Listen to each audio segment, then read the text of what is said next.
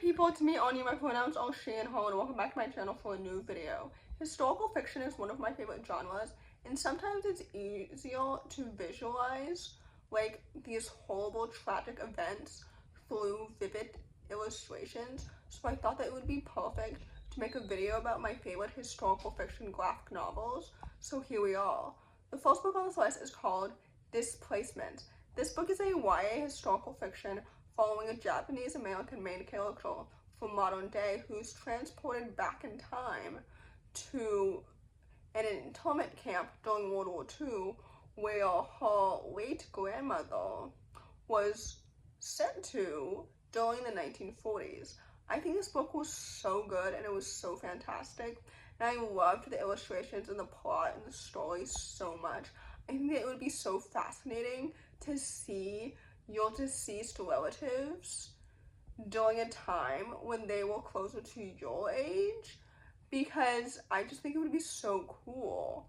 Like, time travel to the future is obviously cool, but time travel to the past, in my opinion, is so fascinating and it's so interesting, and I love history so much, and there's so many elements of my grandparents' lives that is so tragic. Anyway, this book was so good, and it reminded me of that because I loved the characters and the plot and everything. Like, this book is so good, and I just really enjoyed it. So anyway, with that said, I would definitely highly recommend it. The next book on this list is called Ink Girls. This book is a middle-grade historical fiction set during the Renaissance era in Italy, and it's about the power of journalism, which I think is such an important story, and it's such an important theme, especially nowadays. And this book follows two disabled main characters, one of which is physically disabled and uses a mobility aid, and the other one, I believe, is supposed to be neurodivergent. And I loved the inclusivity in the cast, especially in the past. Like, this book is so good. I love the illustrations and the story and the characters and the plot and everything. I love books about journalism and about storytelling and about combating like mainstream society, especially when mainstream society is full of like wealthy people.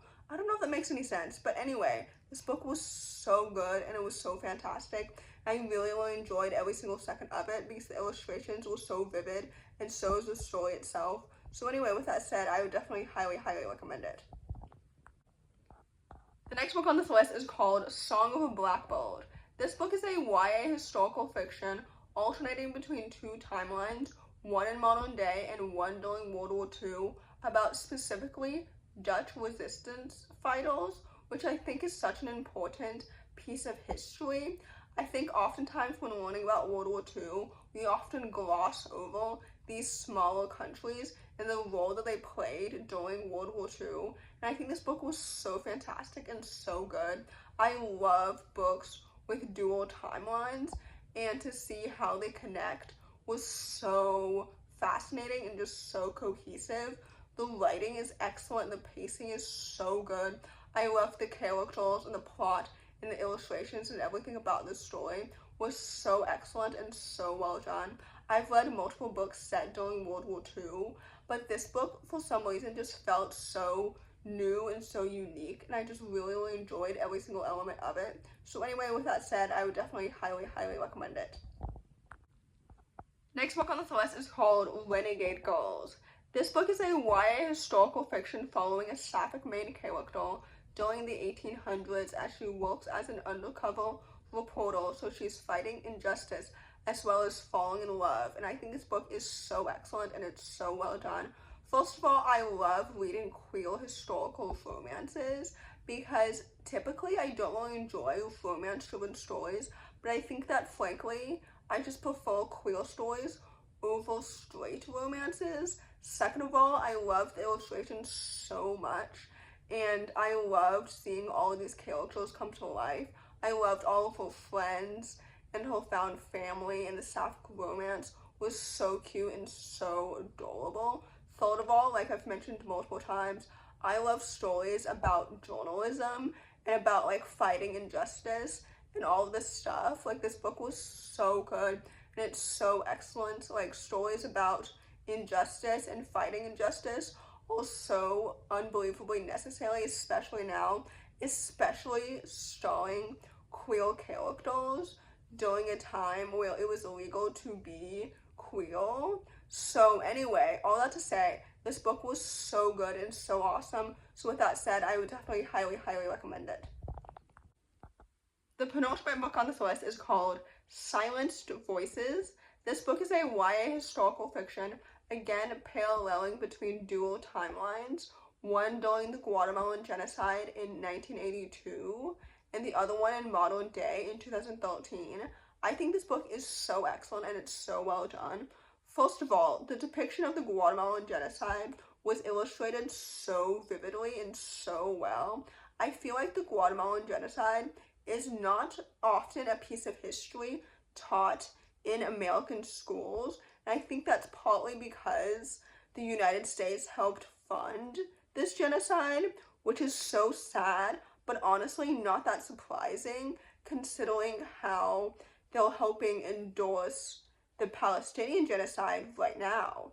But anyway, this book was so good and so well done. I love the story and the dual timelines and the family dynamics and the characters and everything. This book is so excellent and it's so good and it's so important.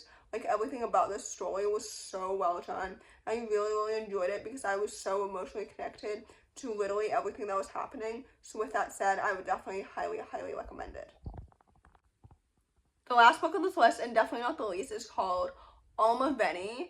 This story is a YA historical fiction following a young main character from modern day who is uncovering her family's history during the Armenian genocide. Like the Guatemalan genocide, I feel like the Armenian genocide is not properly taught or frankly taught at all in the American education system. And I'm speaking about the American education system just because I'm American, so I can't speak for other countries. But anyway, I thought this book was so good and so fantastic. The illustrations were depicted and drawn so well. The art is excellent. The characters and the family dynamics and the plot and the pacing and the writing were done so well. I think this book is so excellent and it's so underrated. This book reminded me of why historical fiction is one of my favorite genres, because this book was so educational and so emotional and so well done. These characters were so humanized, and I just really, really enjoy this book so much. Even though the events depicted were so harrowing, like, I really, really enjoy this book a lot. So anyway, with that said, I would definitely highly, highly recommend it. So in conclusion, I love reading historical fiction because I think it's so important to contextualize the past and to humanize people from the past, and those who don't learn from the past are doomed to repeat it. So anyway, in conclusion, I hope that this video helps diversify your bookshelf, and if you enjoyed it, please don't hesitate to give it a big thumbs up. Comment down below the pancakes emoji if you made it all the way to the end of the video. Thanks for watching. Subscribe to my channel if you're new, and I'll see you in my next video. Bye!